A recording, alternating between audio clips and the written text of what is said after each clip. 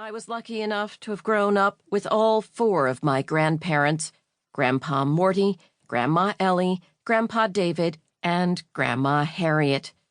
Until I was 17 years old, I was smothered in tremendous bear hugs, bothered by lipstick-filled kisses, and graced with unparalleled wisdom. They were four very different, yet uniquely wonderful people, and I love and appreciate them more and more every day. I used to see my grandparents pretty often, basically every month, for Jewish holidays, birthdays, anniversaries. Our small yet tightly knit family would get together, most often at Grandma Harriet and Grandpa David's house in Queens, New York. As the youngest grandchild, I would always sit on one of their laps as they talked about whatever was going on. Those conversations usually began with the weather. You can learn a lot about somebody by asking them about the weather. Someone once told me that the only difference between a day that's mostly sunny and partly cloudy is the weather person's mood. We'd sit around the Friday night dinner table, and somebody would inevitably ask about the forecast for the rest of the weekend. Each grandparent would play meteorologist. "It's going to be a gorgeous weekend, just gorgeous," Grandma Harriet would say with her strong Brooklyn accent. "What are you talking about, Harriet?" Grandma Ellie would chime in. "High 50s and a 30% chance of showers is not gorgeous. It seems terrible to me." Grandpa Morty went next. "What are you two yapping about? It's just weather. If it rains, wear a jacket. If it's warm, take it off. Who cares?" Finally, they'd look at Grandpa David, always the last to speak.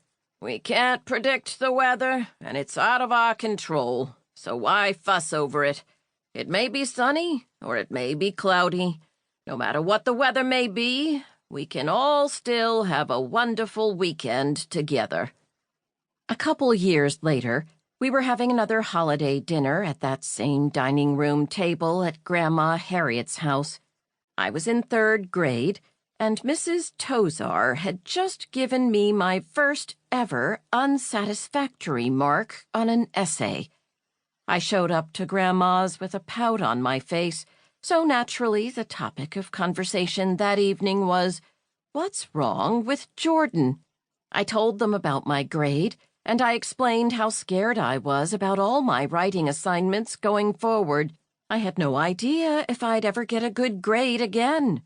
Grandma Harriet started. "Aw, Jordan, darling, don't worry about it. It's just one essay, and you are going to do beautifully on the next one."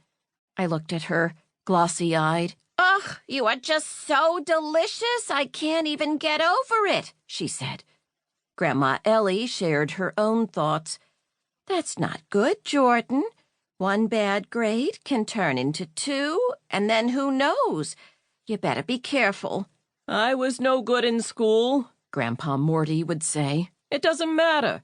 Good grades, bad grades, who cares? Just move on, kid."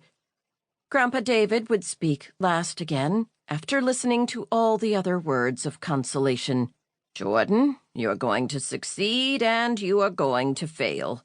One isn't necessarily good and the other isn't necessarily bad. What matters most is what you learn from each experience."